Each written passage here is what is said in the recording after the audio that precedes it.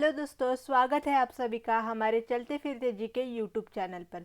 दोस्तों, चाहे आप किसी भी स्टेट एग्जाम की अगर तैयारी कर रहे हो तो उसमें स्टैटिक जीके और करंट अफेयर के क्वेश्चन बहुत ही महत्वपूर्ण होते हैं और ज़्यादा से ज़्यादा हम यही गलत कर देते हैं। ये क्वेश्चन कैसे ध्यान रखें, इसलिए ऐसे 10 सवाल मैं लेके आई हूँ जो आपके एग्ज़ाम के लिए बहुत ही महत्वपूर्ण रहेंगे। अगर आप चैनल पर नए हो तो आप भी सब्सक्राइब कर लीजिएगा। तो चलिए स्टार्ट करते हैं हम आज के नए क्वेश्चन से। Question number 1, cash reserve ratio CRR और स्टैट्यूटरी लिक्विडेटरी रेशियो SLR के संदर्भ में क्या गलत है। नीचे गए दिए ऑप्शन में से कौन सा ऑप्शन ऐसा गलत है जो CRR और SLR के संदर्भ में गलत है। इसका सही जवाब होगा ऑप्शन नंबर सी। CRR बढ़ने से बाजार में नकदी यानी लिक्विडिटी बढ़ जाती है। ये ऑप्शन गलत है। यहाँ पे CRR बढ़ने से बाजार में लिक्विडिटी कम हो जाती है। जब RBI CRR की दर बढ़ाता है तो बैंकों को अपने पास से अधिक पैसा RBI के पास जमा करना पड़ता है। इससे बैंकों के पास उधार देने के लिए पैसा कम हो जाता है। यानी कि जब RBI CRR बढ़ाता है तो CRR RBI को देने के बैंक को CRR RBI को देना पड़ता है। इसलिए जो आम आदमी रहते हैं उनको लोन देने के लिए बैंक के पास पैसा नहीं रहता। पैसा कम हो जाता है बैंक के पास, जिससे बाज़ार में नकदी घट जाती है यानी ना कि बढ़ जाती है। बाज़ार में लिक्विडिटी बढ़ जाती है। जबकि पीपल्स को यानी कि अगर लोन मिला ही नहीं तो उसमें बाज़ार की जो लिक्विडिटी है वो बढ़ जाने के अलावा घट जाती है। इसका सही जवाब होगा ऑप्शन नंबर सी, CRR यहाँ पे घट जाता है ना कि बढ़ता है। नेक्स्ट क्वेश्चन, पंचायत के सुदृढ़ीकरण के लिए बनी समितियों को उनके कलाक्रम यानी कि क्रोनोलॉजिकल ऑर्डर के अनुसार व्यवस्थित करें। इसका सही जवाब होगा option number first, fourth, second, first and third. Fourth, second, first and third. पहले आई थी बलवंत राय मेहता समिति जो कि 1957 में थी। उसके बाद थी अशोक मेहता समिति 1977। उसके बाद GVK राव समिति 1985 और लास्ट में आई थी LM सिंघवी समिति 1986। इन्होंने ही पंचायतों के संवैधानिक दर्जा देने की सिफारिश की थी। इसका सही जवाब होगा option number first, fourth, second, first and third. Next question, Pandita Ramabai द्वारा स्थापित संस्थाओं का सही क्रम यानी कि स्थापना वर्ष के अनुसार क्या है। इसका सही जवाब होगा ऑप्शन नंबर फर्स्ट, आर्य महिला समाज, शारदा सदन, मुक्ति सदन एंड सदानंद सदन। आर्य महिला समाज ये 1882 पुणे में थी। पुणे में इसकी स्थापना हुई थी। उसके बाद आई था शारदा सदन 1889 में मुंबई और बाद में ये पुणे में भी आई थी। उसके बाद मुक्ति सदन 1898 और लास्ट में थी सदानंद सदन, ये कि अनाथ बच्चों के लिए ये स्थापना की गई थी। इसका सही जवाब होगा ऑप्शन नंबर फर्स्ट, आर्य महिला समाज, शारदा सदन, मुक्ति सदन एंड देन सदानंद सदन। नेक्स्ट क्वेश्चन,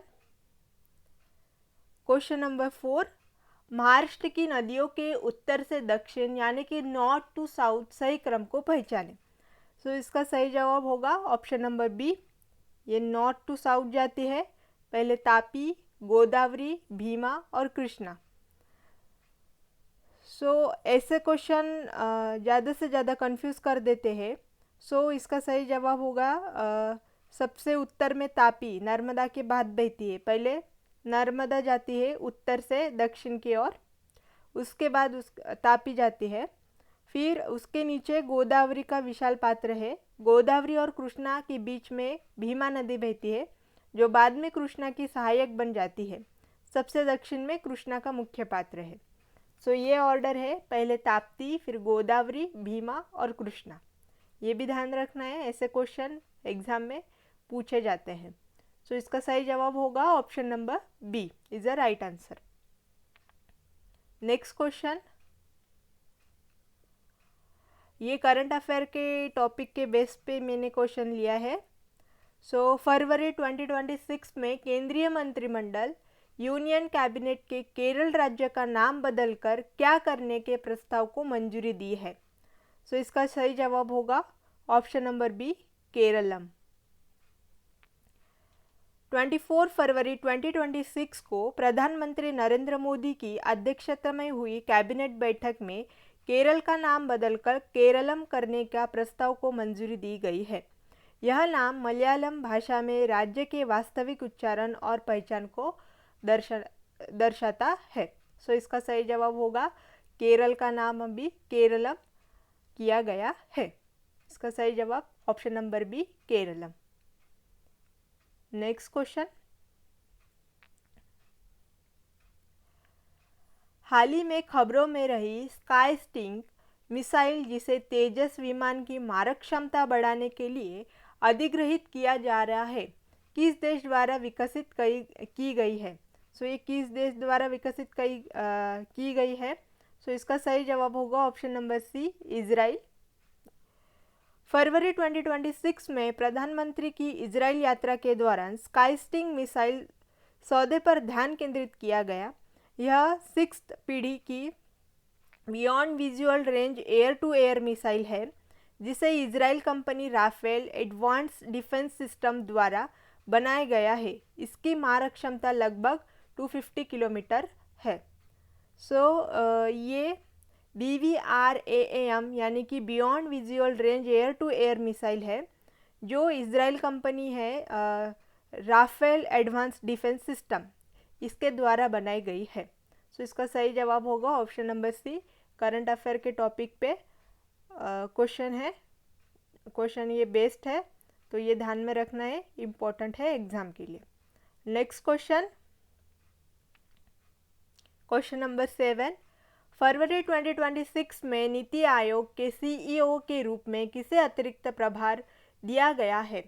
इसका सही जवाब होगा ऑप्शन नंबर बी निधि छिब्बर। यस, इसका सही जवाब होगा निधि छिब्बर। इनको नीति आयोग के CEO के रूप में अतिरिक्त प्रभार दिया गया है। ये वरिष्ठ नौकरशाह थी जो नीति छिब्बर, उनको नीति आयोग के मुख्य कार्यकारी अधिकारी यानी कि CEO का अतिरिक्त प्रभाव सौंपा गया है। नीति आयोग भारत सरकार का एक प्रमुख नीतिगत थिंक टैंक है। इसका सही जवाब होगा CEO के पद पे अभी नीति छिब्बर को प्रभार दिया गया है। नेक्स्ट क्वेश्चन, भारत का पहला LNG diesel dual fuel DMU train का परिचालन हाल ही में कहाँ शुरू किया गया है। इसका सही जवाब होगा Sabarmati Ahmedabad. Option number A is the correct answer. भारतीय रेलवे ने पर्यावरण अनुकूल पहल के तहत साबरमती अहमदाबाद में पहली ड्यूल फ्यूल DMU ट्रेन शुरू की है। यह ट्रेन डीजल और तरलीकृत प्राकृतिक गैस यानी कि LNG दोनों पर चल सकती है, जिससे कार्बन उत्सर्जन में कमी आएगी।